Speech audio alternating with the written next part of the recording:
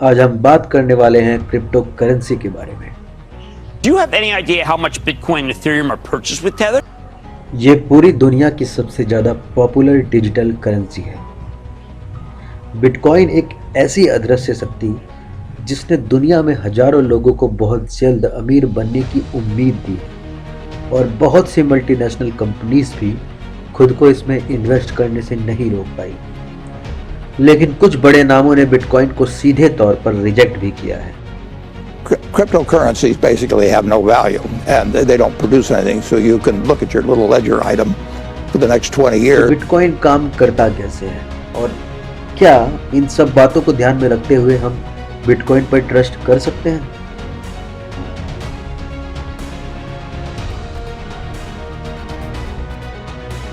वैसे तो हजारों क्रिप्टो करेंसी मौजूद हैं, लेकिन उनमें सबसे ज्यादा पॉपुलर है बिटकॉइन। ये एक तरीके की डिजिटल करेंसी है। डिजिटल का मतलब ये है कि आप इसको फिजिकली यूज नहीं कर सकते और यहाँ डॉलर और सेंट्स की जगह बिटकॉइन और संतोषी का यूज किया जाता है। जैसे एक बिटकॉइन में 100 मिलियन संतोषी होते हैं, जबकि अगर आप इसको रुपए में कन्वर्ट करेंगे तो ये लगभग 28 लाख से ज्यादा का आंकड़ा आता है, जो आपके दिमाग को ब्लो कर सकता है। लेकिन जिस तरीके से डॉलर और यूरो को वहां की रेस्पेक्टिव गवर्नमेंट कंट्रोल करती है, लेकिन बिटकॉइन को कोई भी गवर्नमेंट और ऑर्गेनाइजेशन कंट्रोल नहीं करती। यही बात इसको अलग भी बनाती है और साथ ही साथ डरावना भी। ये पहले बहुत सिंपल था। लोग ट्रेड के लिए करेंसी की जगह गोल्ड कॉइन का यूज करते थे, लेकिन जमाना बदला, लोग बदले, करेंसी सोने के साथ साथ कागजों में बदल गई। लेकिन इन कागजों की वैल्यू इसलिए है क्योंकि सरकार इसकी गारंटी देती है और यही कारण है कि दुनिया इस पर विश्वास करती है, चाहे वो कोई सब्जी वाला हो या किराना वाला। और इस तरह हम बैंक में विश्वास रखते हैं, क्योंकि बैंक हमारे पैसे का एक व्यक्ति से दूसरे व्यक्ति के पास ट्रांसफर कराने की जिम्मेदारी भी लेता है और उसका रिकॉर्ड भी रखता है। लेकिन तब क्या होगा अगर इस सिस्टम से बैंक को खत्म कर दिया जाए? आप सोचिए। लेकिन आपको बता दूं कि बिटकॉइन इसी सोच के आधार पर अस्तित्व में आया है। ये आइडिया 2009 में सबसे पहले लोगों के सामने आया, जब इस आइडिया को ऑनलाइन व्हाइट पेपर में पोस्ट किया गया और जिसमें इलेक्ट्रॉनिक कैश को एक पार्टी से दूसरी पार्टी में ट्रांसफर करने की बात की गई, और वो भी बिना किसी फाइनेंशियल इंस्टीट्यूशन के। लेकिन जिसने ये ऑनलाइन पेपर को पोस्ट किया था, क्या आप जानते हैं उसका नाम क्या था? उसका नाम था Santoshi Nakamoto.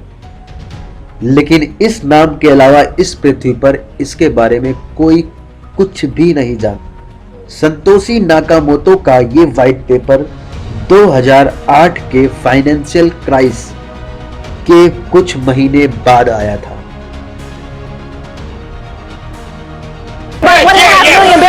Really, you're seeing just broad-based declines across all of the major technology sectors. Apple's under pressure, Yahoo down 8.5%, Cisco 6.5%, Research in Motion 10%. And we're not getting the bid wanted. We're not getting the stop trading, and we see where the buyers are. We're just every day they're pounding it.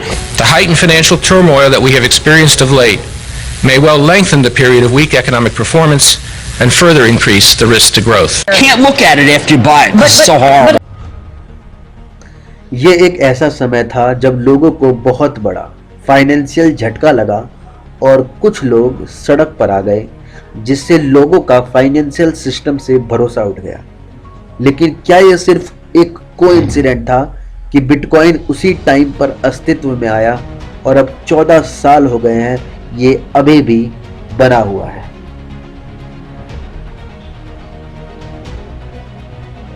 तो जैसा कि मैंने आपको बताया कि bitcoin ना तो कोई बैंक है, ना कोई कंपनी, और ना ही इसको गवर्नमेंट के द्वारा कंट्रोल किया जाता है। तो आप सोच रहे होंगे कि ये काम करता कैसे है।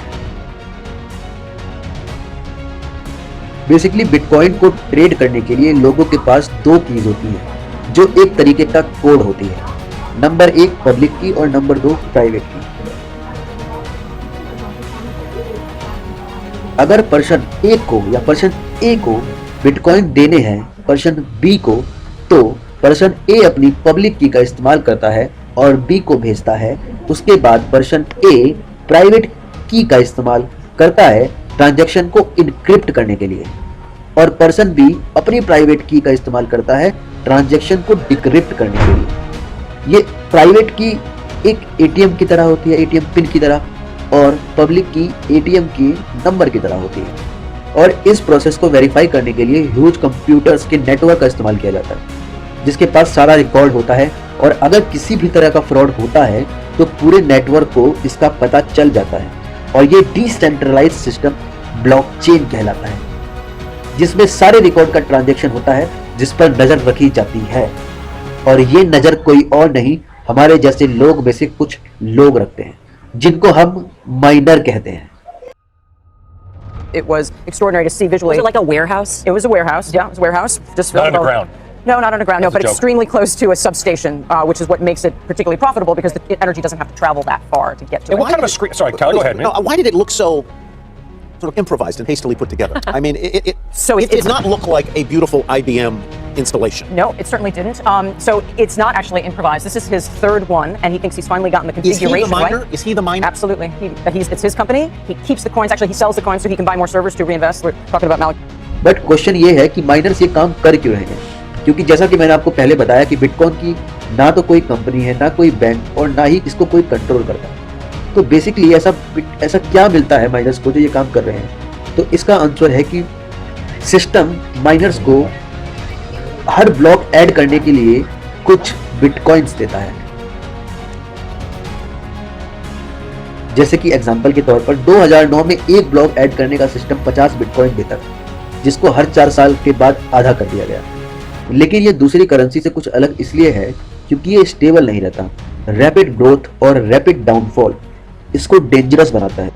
Cryptocurrencies have been slammed right alongside अगर tech. कुछ प्रॉब्लम आती है, लेट्स सपोज आप अपनी प्राइवेट की को भूल जाते हैं, तो उसके लिए आपके पास कोई भी हेल्पलाइन नंबर नहीं है या कोई कस्टमर केयर की सुविधा नहीं है जिससे आप उसको दोबारा रीजनरेट कर सकें। और दूसरा इसका प्रॉब्लम ये है कि क्रिमिनल्स भी इसका इस्तेमाल कर सकते हैं, क्योंकि ये एक तरीके की इनविजिबल ऑर्गेनाइजेशन है, एनोनिमस है, जिसको कोई नहीं जानता, जिसका फाउंडर कहाँ रहता है, जिसकी एड्रेस क्या है, nobody knows about anything about this system. So basically इसको कोई रेगुलेट नहीं करता, जिससे इसके सिक्योरिटी कंसर्न और बढ़ जाते हैं। और इन्हीं सब खतरों को देखते हुए गवर्नमेंट ने 2022 के बजट के दौरान कुछ कड़े नियम बिटकॉइन पर लगाए, जिसमें से पहला नियम ये कहता है कि there will be 30% tax on profit और लॉस।